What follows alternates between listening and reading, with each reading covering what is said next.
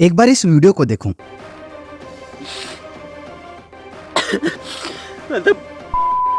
मतलब अब ऐसे मजबूर कर दिया। देखो ये लास्ट ऑप्शन मेरे पास अभी रिटर्न, मतलब बाहर कर दिया यार ऐसे। ये भाई जिंदगी से इतना हार चुके हैं कि इन्होंने खुद की ही जान ले ली। और ली भी किसके लिए? एक नौकरी के लिए। क्या आपको सच में लगता है कि एक नौकरी किसी जान से ज्यादा कीमती है? अब जरा इस न्यूज को ध्यान से देखो। यह है खुशबू राजस्थान से, जिनके 95% आने के बावजूद वो डिप्रेशन में चली गई और सुसाइड कर लिया। ये एक और सुसाइड नोट देखो। यह है कोटा में तैयारी करने वाले भाई मंजीत छाबड़ा का सुसाइड नोट, जिन्होंने स्टडी के डिप्रेशन के कारण सुसाइड कर लिया। और यह है एक भोपाल की फैमिली जो लोन ना चुकाने के कारण तथा लोन वालों के लगातार टॉर्चर करने के कारण उन्होंने पूरे परिवार के साथ सुसाइड कर लिया। मैंने इन सब के सुसाइड नोट पढ़े हैं। ये लोग इस कदर टूट चुके थे कि इनके लिए मरना कोई बड़ी बात नहीं थी। और ये रहा एनसीआरबी का डाटा, जो चीख चीख के कह रहा है कि 2021 में हर दिन 35 से अधिक सुसाइड परीक्षा में असफलता के कारण हुए हैं, यानी पैसों की तंगी के कारण हुए हैं। और आज 2023 में आपको पता है अनएम्प्लॉयमेंट रेट कितनी है? 7.3, और ये लगातार बढ़ते ही जा रही है। जितने मैंने सुसाइड के एग्जाम्पल दिए, ऐसे लाखों सुसाइड के एग्जाम्पल है जिनके पीछे मेन कारण पैसा है। आपको क्या लगता है पैसे के पीछे मेन कारण क्या है? फाइनेंशियल एजुकेशन का ना होना। हमें कभी सिखाया ही नहीं गया कि आखिर पैसा काम कैसे करता है। हमें तो बस ये सिखाया गया है कि बेटा नौकरी कैसे की जाती है, नौकरी के लिए तैयारी कैसे की जाती है।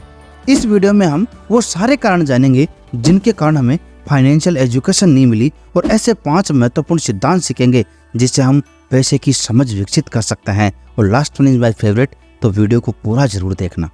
पहला कारण है वित्तीय शिक्षा का ना होना।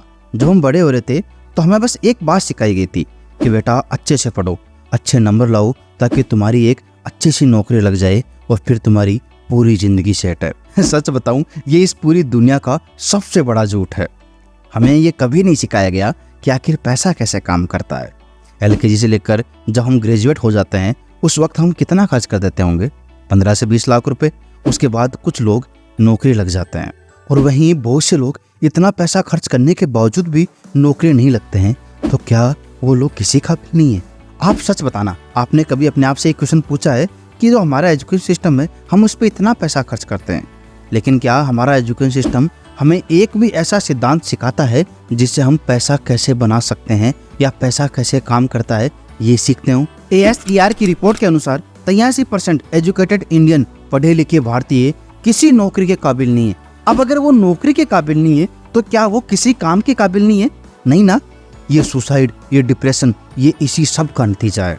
अब हम वो 5 महत्वपूर्ण सिद्धांत जानेंगे जिन्हें समझकर हम पैसे की समझ विकसित कर सकते हैं। पहला सिद्धांत है never fall into loan trap. दिखावे की दुनिया से बाहर निकलो। हमें किसी को कुछ साबित करने की जरूरत नहीं है कि हम कैसे हैं। आज का जमाना बहुत आगे निकल चुका है। अगर आज आपके पास पैसे नहीं है तो आपके पास क्रेडिट कार्ड तथा EMI की सुविधा ऑलरेडी उपलब्ध है। एक स्टडी से पता चला है कि लोग अपनी शादी में सारी सेविंग मनी लगा देते हैं और बाकी पैसा लोन से। इंडिया में जितने लोन लिए जाते हैं ना, उनमें से 20% तो सिर्फ शादी के लिए लिए जाते हैं। लोग महंगे महंगे घर बुक करते हैं, महंगे महंगे कपड़े खरीदते हैं, महंगी महंगी होटलें बुक करते हैं।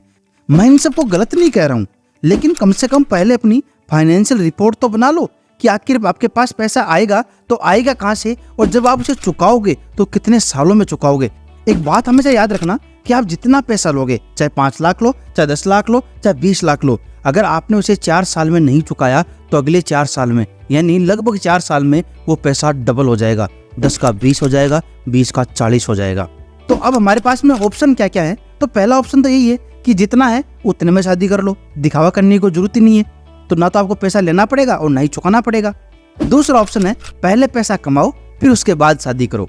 अब ये डिसाइड आपको करना है कि आपको एक दिन के खर्चे के लिए कितने साल पैसा चुकाना है। आजकल यूथ में एक और बड़ा क्रेज चल रहा है आईफोन का। एक रिपोर्ट के अनुसार पता चला है कि इंडिया में 70% जो आईफोन है वो तो EMI पे लिए जा रहे हैं।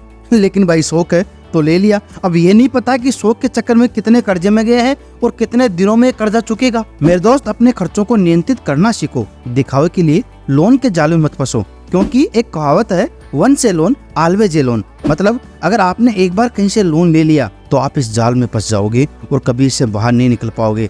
एक लोन को चुकाने के लिए दूसरा लोन लोगे और दूसरे को चुकाने के लिए तीसरा लोन लोगे और इस तरह से आप कभी इससे बाहर नहीं निकल पाओगे।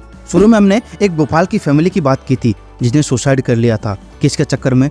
लोन ना चुकाने के चक्कर में और लोन वालों के परेशान करने के चक्कर में। आप जितना कमाते हो उससे ही अपने सारे खर्चे निकालो, लोन के जाल में कभी मत फंसना। लेकिन ये बात तो हमने सीखी नहीं।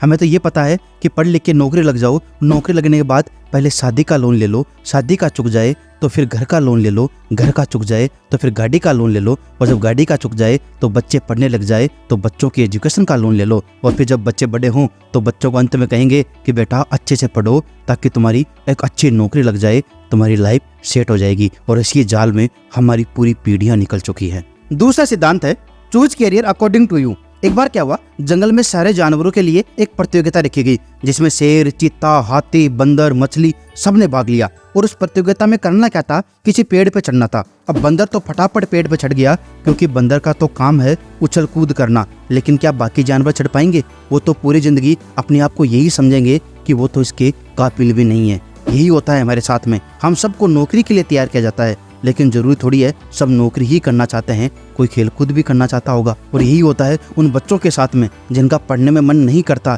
लेकिन फैमिली का प्रेशर, रिश्तेदारों का प्रेशर, लोग क्या कहेंगे, इन सब के डर से वो पढ़ने तो लग जाते हैं, लेकिन जब पढ़ाई का प्रेशर आता है तो वो अंत में सुसाइड या डिप्रेशन में चले जाते हैं। अगर आपको अब भी यकीन नहीं है तो अपने आसपास जितने भी नौकरी कर रहे हैं उनसे जाके पूछ लो, 99% लोग अपनी नौकरी से खुश नहीं है, लेकिन वो फैमिली के प्रॉब्लम से, वो फैमिली के प्रेशर से, पैसे की प्रॉब्लम से, दूसरी जॉब ना मिलने के डर से वो उसी नौकरी को लगातार कर रहे हैं। तो मेरे दोस्त, वो प्रोफेशन चुनो जिसमें आपको खुशी मिलती हो। पैसा कम मिल जाएगा लेकिन आप खुश तो रहोगे। तीसरा अध्याय है गेट फाइनेंशियल एजुकेशन। सबसे पहले ये जानो कि आखिर पैसा काम कैसे करता है, पैसे से पैसा कैसे बनाया जाता है, आखिर पैसे को खुद के लिए काम कैसे करवाया जाता है, ताकि एक वक्त बाद अगर हम काम ना भी करें तो हमारा पैसा हमारे लिए और पैसा बनाए। इसके लिए आप द साइकोलॉजी ऑफ मनी की बुक समरी देख सकते हैं, जिसका लिंक मैं आई बटन में दे दूंगा और डिस्क्रिप्शन में जाके आप देख सकते हैं। चौथा है मेक बजट। अपने महीने का पूरा बजट बनाओ और उसी के अनुसार खर्चे करो। अपनी इनकम के अनुसार खर्चे निर्धारित करो। अधिकांश लोगों को तो यही नहीं पता कि उनका पैसा आखिर जा कहाँ रहा है। सैलरी आते ही 15 दिन में पैसा खत्म और आने वाले 15 दिन फिर कर्जे में चले जाते हैं और फिर कर्जे से ही वो 15 दिन निकलते हैं। बजट बनाते वक्त इस बात का जरूर ध्यान रखें कि कम से कम 10% पैसा आपको खुद को पे करना है। आप खुद को पे करने से मतलब मेरा ये बिल्कुल भी नहीं है कि आपको उसे पार्टी में उड़ाना है, शराब पार्टी करनी है। इसे जानेंगे हम अगले अध्याय में। तो 5वां अध्याय है इन्वेस्ट योर मनी। अगर आप नौकरी कर रहे हैं उससे फर्क नहीं पड़ता कि आप सरकारी नौकरी कर रहे हैं या प्राइवेट नौकरी कर रहे हैं, लेकिन अगर आप नौकरी ही करते रहेंगे तो मेरे दोस्त जिंदगी में कभी करोड़पति नहीं बन सकते, कभी अधिक पैसा नहीं कमा सकते। लेकिन अगर आपको पैसा अधिक कमाना है तो आपको इन्वेस्ट करना सीखना पड़ेगा। अब कहाँ इन्वेस्ट करें? अब हमारे पास में इतना पैसा तो है नहीं कि हम किसी उसे प्रॉपर्टी में इन्वेस्ट कर दे। हमारे पास में एक थोड़ा बहुत अमाउंट जो हर महीने हम बचा सकते हैं उसे ही इन्वेस्ट कर सकते हैं, और इसका सबसे बेस्ट उपाय है, ऑप्शन है SIP करना। SIP का मतलब होता है सिस्टमेटिक इन्वेस्टमेंट प्लान। SIP के बारे में हमने पीछे के वीडियो में बेहतरीन तरीके से सीखा है, आप वो वीडियो सारे जाके जरूर देख सकते हैं।